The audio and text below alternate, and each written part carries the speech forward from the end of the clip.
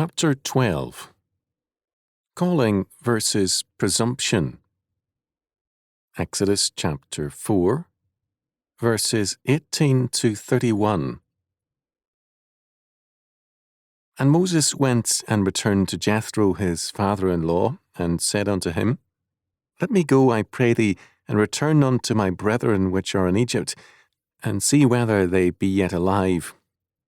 And Jethro said to Moses, Go in peace. And the Lord said unto Moses in Midian, Go, return into Egypt, for all the men are dead which sought thy life. And Moses took his wife and his sons, and set them upon an ass, and he returned to the land of Egypt, and Moses took the rod of God in his hand. And the Lord said unto Moses, When thou goest to return into Egypt, see that thou do all those wonders before Pharaoh which I have put in thine hand, but I will harden his heart, that he shall not let the people go. And thou shalt say unto Pharaoh, Thus saith the Lord, Israel is my son, even my firstborn. And I say unto thee, Let my son go, that he may serve me. And if they refuse to let him go, behold, I will slay thy son, even thy firstborn. And it came to pass by the way in the inn that the Lord met him, and sought to kill him. Then Zipporah took a sharp stone, and cut off the foreskin of her son, and cast it at his feet, and said, Surely a bloody husband art thou to me. So he let him go. Then she said, A bloody husband thou art because of the circumcision. And the Lord said to Aaron, Go into the wilderness to meet Moses. And he went, and met him in the mount of God, and kissed him. And Moses told Aaron all the words of the Lord, who had sent him, and all the signs which he had commanded him. And Moses and Aaron went and gathered together all the elders of the children of Israel. And Aaron spake all the words which the Lord had spoken unto Moses, and did the signs in the sight of the people. And the people believed, and when they heard that the Lord had visited the children of Israel, and that he had looked upon their affliction, then they bowed their heads and worshipped. Exodus chapter 4, verses 18 to 31. These verses trouble many whose theology is faulty, because God declares that he will harden Pharaoh's heart, verse 21. In Exodus chapter 8, verse 15, we are told that Pharaoh hardened his own heart, whereas in Exodus chapter 7, verse 13, the wording is somewhat neutral. The hardening is a response of Pharaoh, but behind it is God's sovereign decree. God, as sovereign, so ordained it. As we view men and nations, we must recognize three things, or else we warp our thinking. First, all nations are not equally honored, as Parker saw. Nothing can eliminate the fact of differences. If we reject God's predestinating purpose, we fall into a variety of humanistic answers. Some ascribe racial superiority to some peoples and inferiority to others. Still other men insist that conspiracies have held back some peoples, or else geography, weather, resources, and so on. These quote-unquote answers do not hold up. Some very backward peoples have had rich resources. Second, all individuals are not equally endowed. If we do not receive this fact from God's hands, then pride, elitism, and the abuse of those less endowed or less successful follows. If we see our endowments as God's grace and calling, then we are humble and faithful. As Paul says, For who maketh thee to differ from another? And what hast thou that thou didst not receive? Now, if thou didst receive it, why dost thou glory as if thou hadst not received it?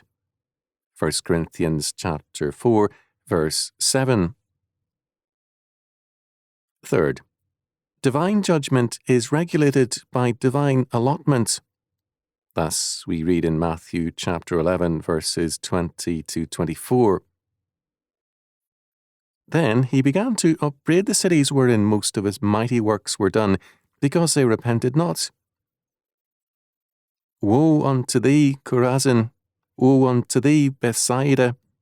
For if the mighty works which were done in you had been done in Tyre and Sidon, they would have repented long ago in sackcloth and ashes.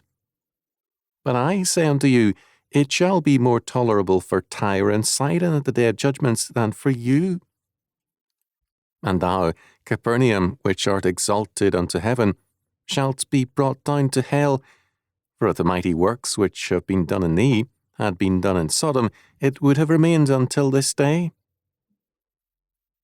But I say unto you, that it shall be more tolerable for the land of Sodom in the day of judgment than for thee. God's plan of judgment is moral. God must do right, or he is no longer God.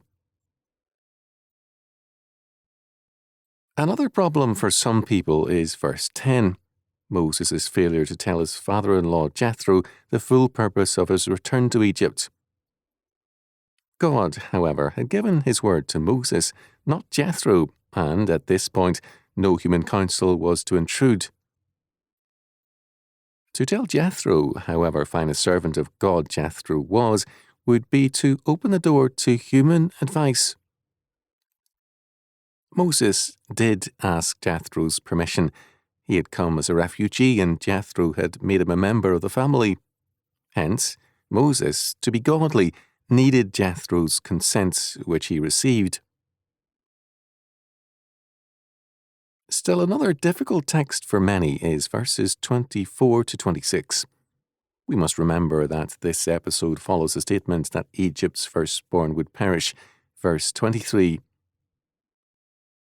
In Genesis chapter 17, verse 14, God declares that all in Israel who are not circumcised will be cut off from God's covenant.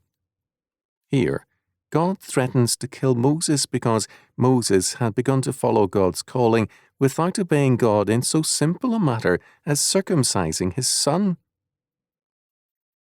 To again quote Otto Scott, God is no buttercup. Moses was called to set forth God's judgment, death on Egypt unless Moses were himself faithful, that death would also fall on him. His wife Zipporah was resentful of this requirement, and some have suggested that Moses has postponed obedience because of her. If this were true, this incident means that God also served notice that Moses was to obey him, not his wife. Moses had in his hand his staff, which was to humble and break Pharaoh. How could he command obedience to God from Pharaoh while not yielding it himself? The circumcision was performed with a flint knife, which could be very sharp. Although metal knives were common, flint knives were used by the poor. We are told in Exodus chapter 18, verses 2 and 3, that Moses sent his wife and 2 sons back to their father. Because of God's assurance of victory, he had taken his family with him when he left Jethro. Now, faced with a problem from his wife, he sent her home to her father. Zipporah called Moses a bloody bridegroom, or a husband of blood. The interpretations are many, from favourable to unfavourable. Cast it at his feet is literally made it touch his feet. She recognized that by this act she was regaining life for Moses, freeing him from God's wrath. At the same time, she seemed resentful that this step was required. Circumcision was common in antiquity, but in many cases only just prior to marriage. Moses was to tell Pharaoh, Israel is my son, even my firstborn, and if Pharaoh did not set Israel free. Behold, I will slay thy son, even thy firstborn. Verses 22 and 23. This verse, 22, is cited in Matthew chapter 2, verse 15, as fulfilled in Christ's recall as a child from Egypt. The Pharaohs were known as the sons of God, so that to call Israel God's son was a direct challenge to Pharaoh's claims. We are told that Aaron and Moses met at Horeb, or Sinai. God had brought Aaron there and prepared him to serve his younger brother as his spokesman. On returning to Egypt, the elders of Israel were called together. As a leading Levite, Aaron was able to summon such a meeting. Despite the generations of oppression, Israel had maintained its forms of tribal or clan government. In antiquity, and until recently, most tyrant states use forms of structured rule of subject peoples. In modern tyrannies, these are obliterated because of the tolerant nature of the modern state. We see in verse 30 that it was Aaron who spoke for Moses to the elders of Israel, and also Aaron who did the signs in the sight of the people. Moses is thus separated from the people, and his power exercised by Aaron. Familiarity by an enslaved people is barred because their idea of familiarity is to level everyone downward. In Numbers chapter 16, we are told of the rebellion of Korah and Dathan, an incident with many ramifications. At its heart was this premise, as stated by Dathan, Korah, and others, together with 250 other princes of the assembly. Numbers chapter 16, verse 2. And they gathered themselves together against Moses and against Aaron, and said unto them, Ye take too much upon you, seeing all the congregation are holy, every one of them, and the Lord is among them. Wherefore then lift ye up yourselves above the congregation of the Lord. Numbers chapter 16, verse 3. The rebels assumed as fact what was, in reality, the religious goal for all God's people. According to Exodus chapter 19, verses 5 and 6. Now, therefore, if ye will obey my voice indeed, and keep my covenants, then ye shall be a peculiar treasure unto me above all people, for all the earth is mine. And ye shall be unto me a kingdom of priests, and an holy nation. This is a conditional promise of a conditional status. Israel, to gain this status before God, had to obey God's voice and keep his covenant. To treat such a promise as a description of present status was presumptuous and incurred God's wrath. A distance is thus placed between Moses and the people, and this distance is God-ordained. Modern democratic thought denies the fact of differences and unequal or differing endowments, and the result is presumption, pride, and arrogance. However, when men view their greater endowments as their own rather than a gift from God, the result is even more arrogance, presumption, and pride. Neither is godly.